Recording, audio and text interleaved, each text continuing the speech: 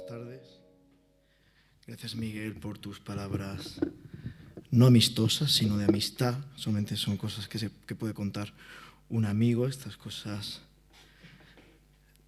de la intimidad. Bueno, estoy encantado de poder compartir con vosotros este espacio. Vengo a leeros una serie de textos.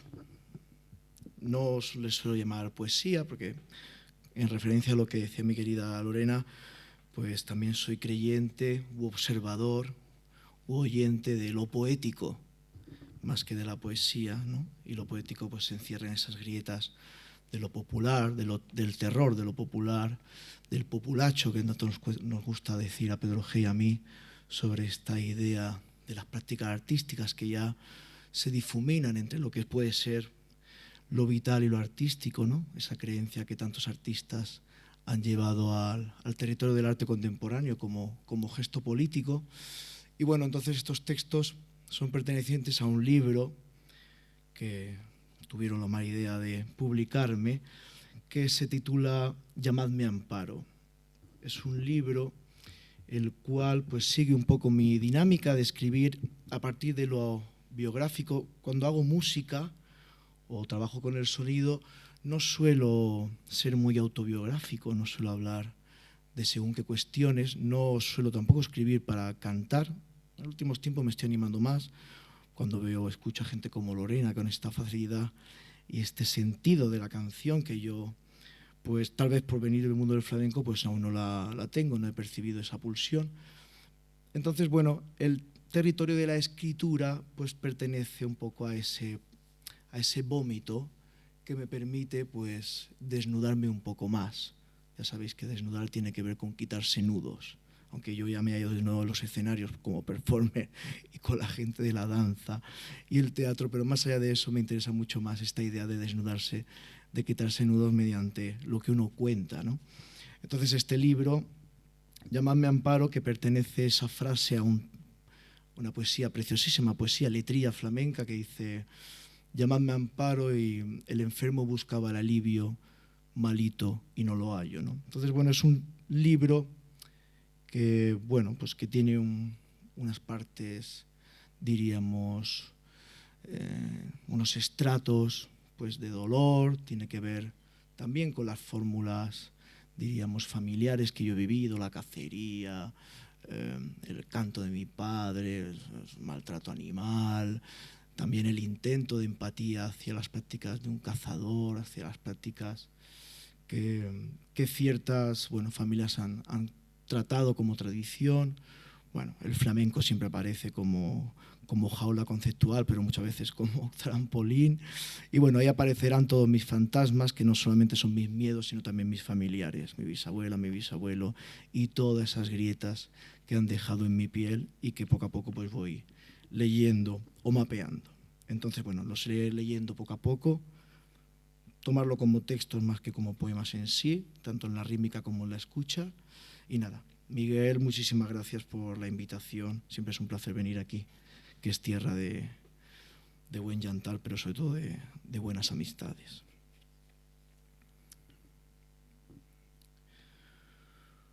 Fue utilizada sin ningún reparo. No tuvo la suerte de que el Señor se olvidara de ella y la desechara. Ni su corta edad pudo salvarle de la tortura que supone escuchar los lamentos de Sísifo al final de una calle en cuesta asediada por los leones. Un miedo que caló en sus huesos a modo de trauma nevado. A la luz de sus ojos, los nevazos no son dignos portadores de belleza. El pesar del cántaro en su cabeza le recordaba que si se quiere comer al final de la jornada, no se pueden cruzar los brazos ante la fría ventisca. De ahí proviene no querer malgastar el agua. Fue capaz de transportar en un botijo toda la moral del mundo sin morder el polvo. La gravedad de aquel recipiente no consiguió clavar sus huesos en la tierra, ni dejarla en la estacada, como el que hinca una cruz para indicar que ahí se mató a alguien, sin demasiada importancia, desconocido para la mayoría, como el trabajo de aquella niña que fue mi madre. Las quijadas de mi padre son capaces de partir un hueso de aceituna por la mitad. Toda mandíbula apretada nos habla de un hombre que resiste, por eso él nunca nos pegó. Si vivimos 70 años de paz es gracias a la bomba atómica, y si yo nunca me peleé con mis hermanos, fue gracias al rechinar de sus dientes.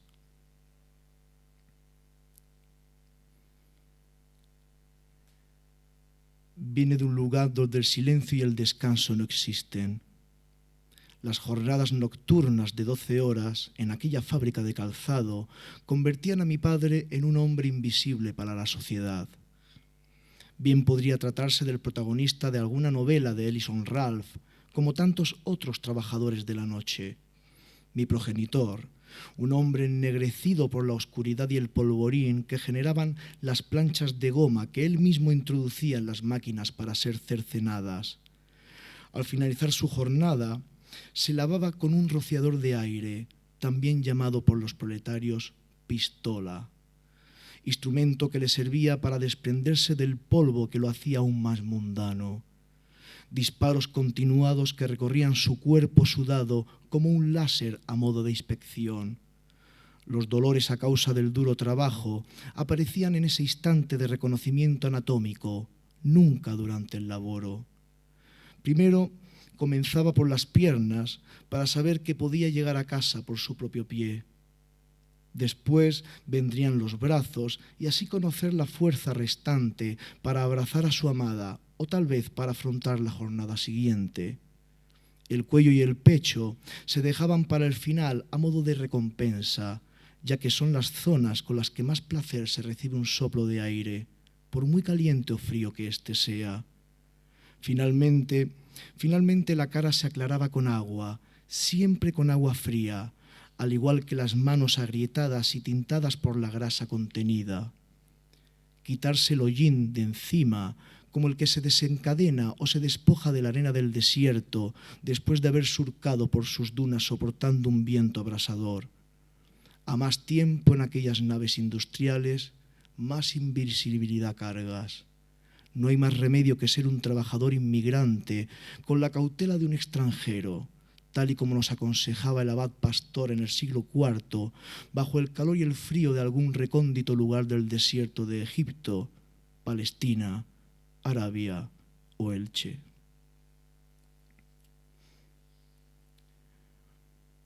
A pesar de ser cazador, ama el campo y a los animales que viven en él. Es tanto lo que le gustan que cuando es época de cacería, si puede, los mata.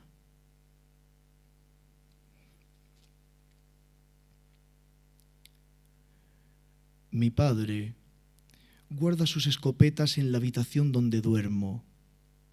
Están en un armario especial para armas de fuego. Nadie las custodia, solo la confianza. Entre ellas aún conserva una que posee solo un cañón y que pertenecía a mi abuelo y a sus hambres. Cuenta cómo tenían que calcular muy bien el disparo para no malgastar los plomos con los que rellenaba cada cartucho, y si podía matar 2 pájaros de un tiro, mucho mejor, así no debía gastar el dinero que no tenía en más munición. Él sigue custodiando aquella escopeta no solo como recuerdo nostálgico, sino como recordatorio del sentido primigenio de su afición a la cacería cada vez que sale al campo. A partir de ahí, cuando dispara, quiero pensar que no está tirando a un animal indefenso, sino que está queriendo eliminar el hambre y la falta de su pasado.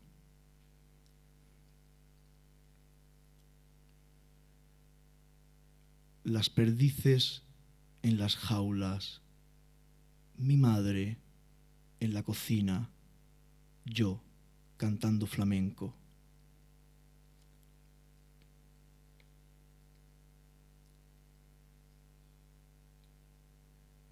Subir el pan a casa me convertía en el portador del hambre ajeno, ya que no se empezaba a comer hasta que no cruzara la puerta acompañado de su candente olor. Pellizcar clandestinamente el bollo durante el trayecto que me llevaba al piso era el premio concedido a pesar de usurpar el rito al padre. Una bolsa con las iniciales de mi madre, bordadas en color rosa, me mostraban cuál era el pedido diario que tenían reservado para nuestro sustento. Un mendrugo o un chusco nos habla de lo rota que puede estar una familia o la falta que en ella existe. Encontrar un pan desamigado no es un simple juego de palabras. Ya nadie sabe nada de nadie. De ahí que la pasión por trocear y repartir el pan con las manos se haya ido perdiendo en nuestro hogar. Ahora los panes se cortan con un cuchillo.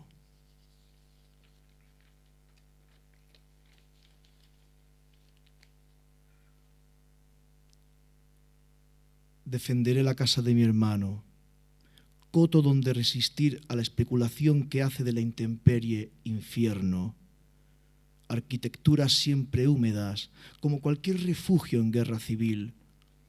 En las casas de pueblo no hay nada que esconder. Sus puertas siempre están abiertas, esperando aires nuevos o simplemente, a modo de llamada de orden, el saludo de algún vecino que se escucha detrás de la cortina y al que solo conoces por la voz.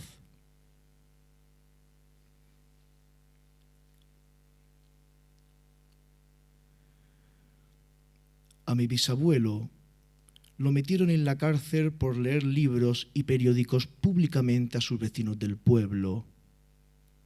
Era un socialista convencido que después del año 1936, ya en prisión, siguió transmitiendo conocimientos a los presos a través de la lectura grupal. Algunas veces les leía una roída página de algún diario pasado de fecha o alguna cuartilla clandestina a sabiendas de que se jugaba la vida. Otras declamaba la Biblia entre los cautivos, para así poder disfrutar de la doble ración de comida con la que las monjas le premiaban por tan cristiana labor. En los cuadros del pintor suizo Alfred Anker puedo respirar la dulzura cotidiana con la que mi abuelo Melón, así le apodaban, se acercaba al desvalido con un libro, como el que trae un consuelo y una esperanza entre las manos. Por ello, cada vez que me dispongo a leer, siento que él está ahí, a mi lado, como si me escuchara y asentando con la cabeza me diera su bendición revolucionaria.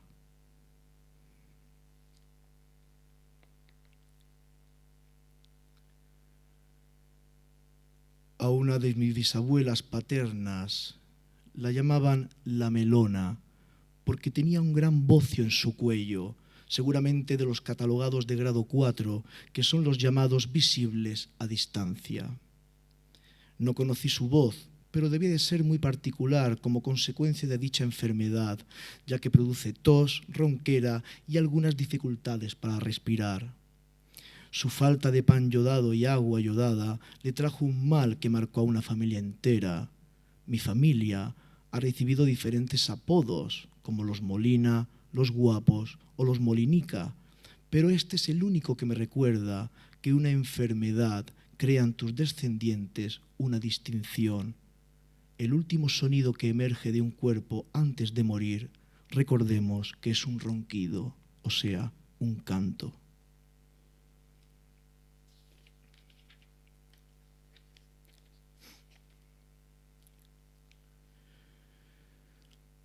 El día después de la muerte de un familiar, estás más cerca de la tuya. El olvido comienza por aceptar el vacío. Recuerdo a mi abuelo contar sus días para convertirse en polvo estrellado. Los amigos que ya no se sentaban a su lado en el banco del parque representaban los días tachados en el calendario de su defunción. Hablaba solo para evitar olfatear el aroma próximo de la muerte y así continuar el diálogo a solas. Soportar la frustración que supone la imposibilidad de preguntar a tu ser querido ¿qué es eso del morir? ¿Qué supone sumergirte en el sueño de una paz insospechada? Aunque sepamos que lo recto no existe, la muerte vuelve a recordarnos lo curvo de una mueca o de un cuerpo gastado por la espera. Toda inclinación conlleva un torcimiento. Inflexión también es elevarse o romper la voz. Así suena en la garganta el recuerdo de cuando alguien querido ha muerto y ya no está a nuestro lado.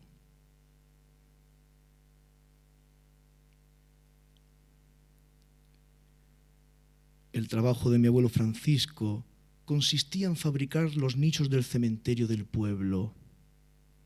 No existe una labor más honorable que la de encajar a un muerto en el mundo de los vivos para que no moleste con su putefacto olor. La mejor historia es la que narran los camposantos, sus tapias, sus baños, pasando por sus tumbas, las lápidas, las escaleras arrinconadas, las imágenes religiosas, los puestos de flores y la cara del enterrador. Todo ello nos cuenta la historia de la humanidad, la escrita y la que está por escuchar.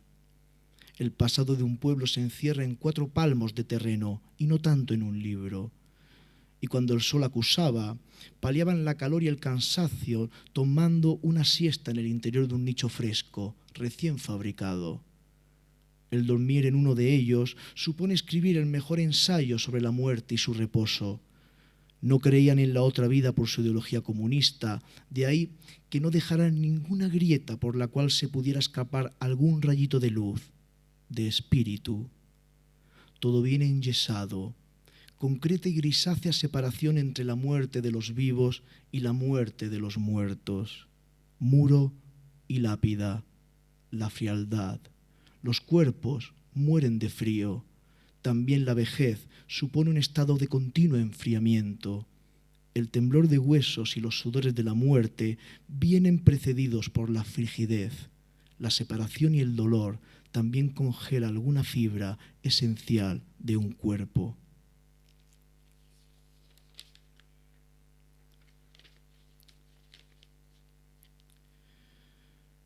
Siempre he llevado anillos con un pasado familiar. En sus orígenes, las alianzas no eran empleadas como un signo distintivo de riqueza. Servían para unir a las personas con las que se compartía la siembra, la caza, una comunidad o la vida. Por lo tanto, este artilugio tiene una base emocional muy importante. Lo que sí ha perpetrado en su utilización es su estrecha relación con las creencias religiosas. Lo circular de su forma nos habla de la eternidad y el pacto que nadie podrá romper. No tienen ni inicio ni fin. La mano es el miembro del cuerpo más divino donde portarlo. Como europeo, me gusta colocarlo en el dedo anular, el sanador según la antigua Roma, ahí donde termina la vena del amor, la que recorre todo el cuerpo.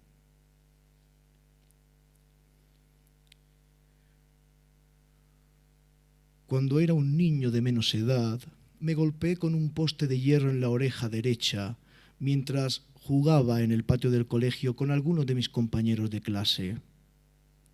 Fue el único accidente que sufrí en mi vida. El miedo ha sido un buen protector para evitarme torceduras, cortes, quemaduras o alguna rotura de hueso o corazón. Una deformación física que me obliga a tener un perfil preferido. Mis orejas no son iguales entre sí, como no existen 2 individuos con las orejas idénticas. A simple vista es la única parte del oído que se puede ver, cartílago y piel que une el sentido de la visión y de la escucha. Su sagrada función reside en captar la vibración sonora para redirigirla al tímpano y desde ahí a las demás partes del cuerpo. En algunas especies, el pabellón auricular nos puede dar señas del estado de ánimo del animal, así como irradiar calor. Por eso, posamos la cabeza sobre los seres queridos, como seña de cariño, como gesto de amor.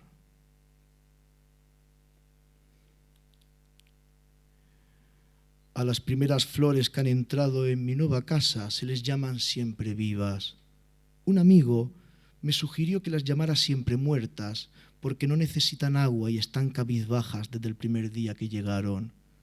Al cabo de un rato entendí que no había comprado unas flores, sino un espejo.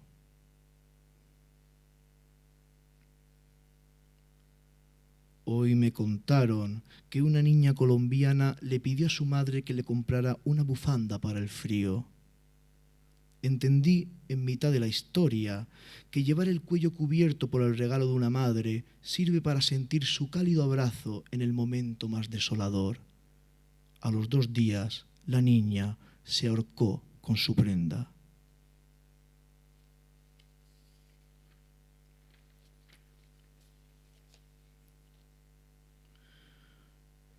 Perder el juicio puede significar querer perder la vida. Un preso siempre es un enfermo terminal para la correcta sociedad. Por eso se le desprende de la correa y la corbata para que no acceda a lo liberador que tiene morir voluntariamente. Un simple cordel clavado en un cuello puede conseguir que un sistema penitenciario y judicial se tambalee. No importa llegar frente a un juez más desnudo que cuando entraste en los calabozos, porque tu fragilidad reside en los ojos. No saben que cuando se le quita a un hombre la corbata, se le está liberando de un nudo en la garganta para poder gritar liberadamente, como aquellos soldados mercenarios croatas que dieron nombre a la prenda que viste la muerte de forma elegante.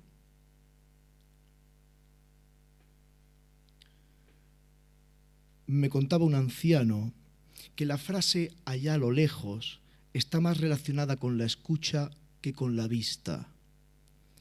Donde no lleguen nuestros ojos, llegarán nuestros oídos, continuaba diciéndome a modo de advertencia el sabio desde su loma. La lluvia es el perfume más democrático que la naturaleza nos ofrece.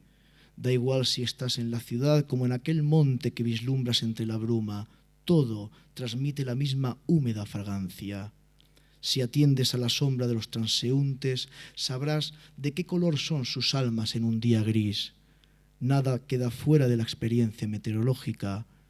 Todo lo que ocurra a partir de ahí es causa, no consecuencia. No dejes de escuchar al cielo, su sonido también salpica en la cara.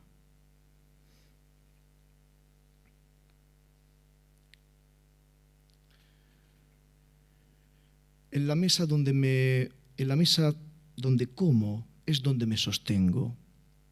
Un plato de comida y un vaso de agua son simples adornos para un mueble que me sirve, sobre todo, para depositar libros abiertos a modo de Biblia o de muestrarios de moda. No olvides que una de sus funciones es la separación. Ya los egipcios hacían uso de ellas, pero a modo individual. La mesa de comedor en la cual pueden comer varias personas es algo proveniente de la solidaridad más contemporánea, ya que los medievales no sabían de dicho término. Mi mesa no está decorada más que con las marcas que ha dejado el café de las mañanas o los cuchillos del mediodía. No hay otro mueble en casa que hable mejor de mi vida personal. El pomo de una puerta y la mesa nos cuentan de la falta que puede haber en un hogar. Por eso, es lo primero que se muestra al llegar a un espacio habitado por alguien. En eso consiste cuando compartimos mesa con alguien, la confianza.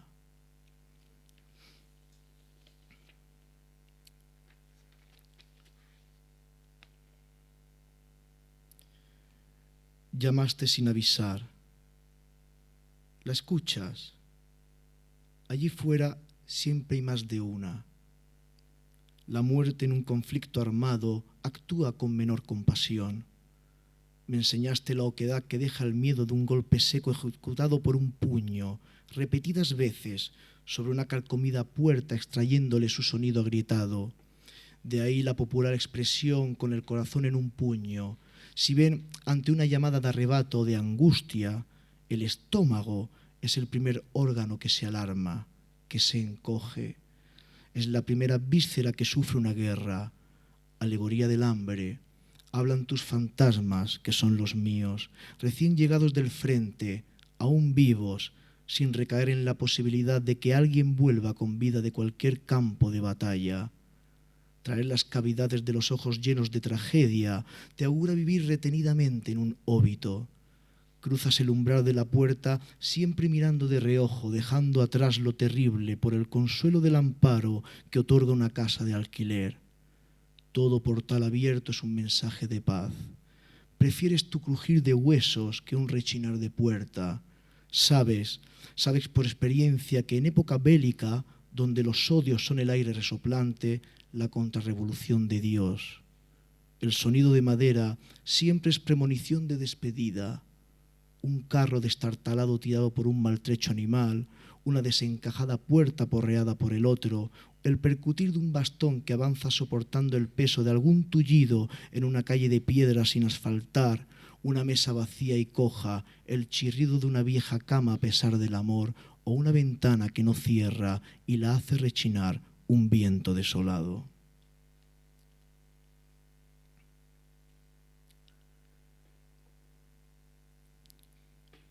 Hoy, cuando salí de un hotel cualquiera, llovía y olvidé que cada día ocurre un milagro.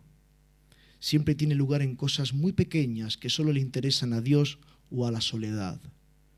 Los esperamos a diario aunque no seamos conscientes. La alegría, que es lo que da sentido a una jornada de vida, aparece cuando menos te la esperas para avisarte de que ya se dio y que puedes descansar en tu esperanza. Cuando se cumple, no cabe más que dar las gracias sin ningún punto fijo. Pero hay que estar atentos a los designios de aquel que te quiere.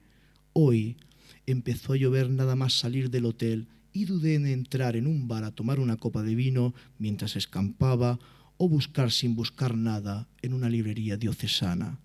Finalmente, entré en la librería y compré 2 libros, uno de Tarkovsky y otro de Christian Bobin.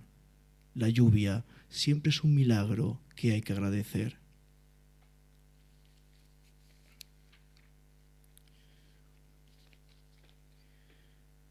Conocer a un santo a simple vista es un arte que siempre he valorado.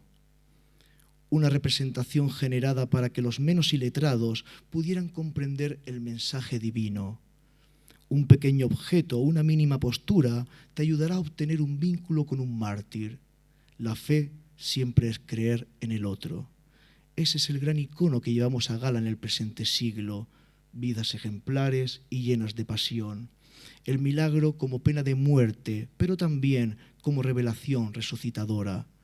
Reconocer en tu cuerpo y tu vestimenta lo sagrado que puedes llegar a ser. Esto no va de adorar una imagen, sino de reflejarte en ella.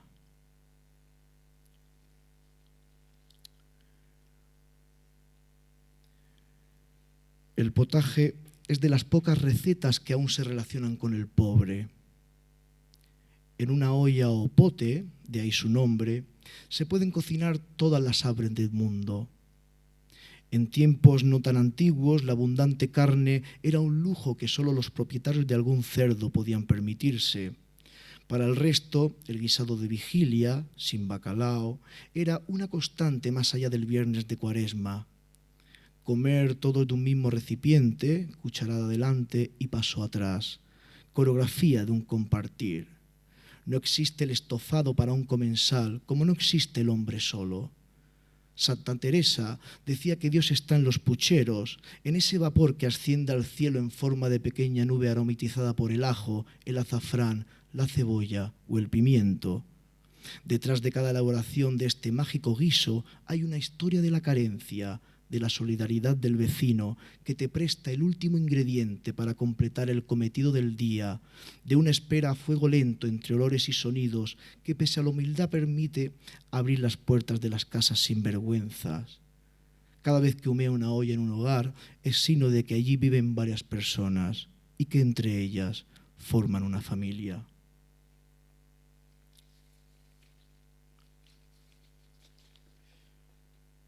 La voz se esconde en cualquier rincón de un cuerpo. Incluso en algún recóndito espacio de tu casa también la podrás encontrar. Aquí casa es lugar donde poder alzar la voz y no tanto el hogar que anhela el exiliado. Si buscas dentro de ti, seguramente oirás voces que no imaginas. La conciencia, Dios o la moral también son voces que debes atender. No creas que estás solo, que eres un ser que habla solo. La soledad es algo tan sagrado que hablar de ella es romper con su significado. El silencio, amor, es otra cosa. Sentir una reverberación supone experimentar una resonancia que puede hacer temblar tus huesos. Ahí, en ese mismo instante de pregunta, sabrás que se esconde algo que debes escuchar. Seguramente será un ruido, sin más significado ni razón que ser un ruido, un sonido que interrumpirá tu cotidianidad. No hay nada más bello que suspender la inercia de tus días. Abrirse también supone parar, atender, respirar con el oxígeno del otro. Nadie respira con su propio oxígeno. Detrás de cada afilado diente hay un silbido. Es la llamada de atención que estabas esperando para no morder antes de tiempo. Abrirse también supone esto. Pregúntale a las flores. Para terminar, el último, agradeciendo vuestra escucha, paciente escucha. Me gustaría cantar siempre con la luz apagada, no por una cuestión de psicoacústica posmoderna, ni por el misterio que supone no saber de dónde procede un sonido. Eso, ante el amor al canto, no tiene ninguna relevancia. Tampoco lo haría para que no vieras mi nada atractivo cuerpo, ni mucho menos para que no te dejes distraer por mi forzada performatividad. Eso, ante el amor al canto, no tiene ninguna relevancia. La oscuridad nos revela el miedo de la infancia, ese que nos acompaña en el primer acto sexual o en la primera vez que te operan con anestesia general, todo ello como metáfora de la muerte. No, no tiene nada que ver con todo esto mi anhelo. Todo es mucho más sencillo. Apagar la luz y desaparecer. Gracias.